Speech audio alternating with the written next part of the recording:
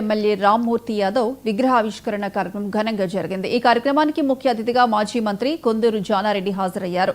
రామ్మూర్తి యాదవ్ ప్రజల కోసం చేసిన సేవలను గుర్తు చేశారు. రాజకీయాల్లో ఆయన తనదైన ముద్ర వేశారని, ప్రజల హృదయాల్లో చిరస్థాయిగా నిలిచిపోయారని జానారెడ్డి అన్నారు. ఈ కార్యక్రమంలో పలువురు ఎమ్మెల్యేలు, ప్రజాప్రతినిధులు పాల్గొన్నారు. పెద్ద సంఖ్యలో గ్రామస్తులు సభ ప్రాంగణానికి చేరుకుని మాజీ ఎమ్మెల్యేకు నివాళులర్పించారు.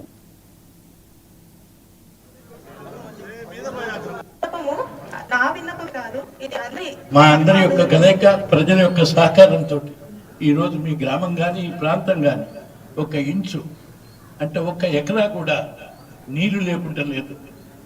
3-4 కాలువల ద్వారా మొత్తం మీ గ్రామం అంతా కూడా నీళ్లు బారుతున్నటువంటి కారణం ఇవాళ మేమందరం చేసినటువంటి కృషి అనేటువంటిది కొంత మీ అందరికీ తెలుసు.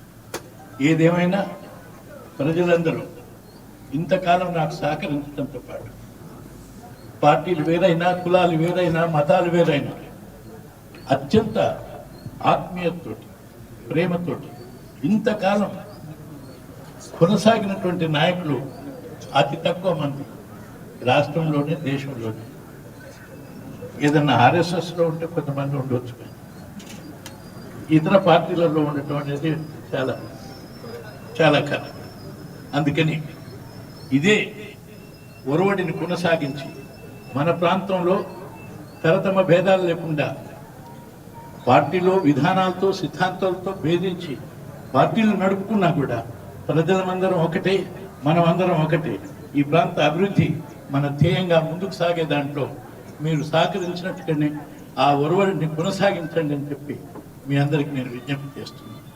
అంతేకాదు, నేను ఉన్నంత వరకు మీ అందరినీ కలిసిమెలిసి ఉండటమే కాదు, మీ అందరి యోగక్షేమాలను చూడటానికి తరతమ భేదం లేకుండా కొనసాగిస్తాను.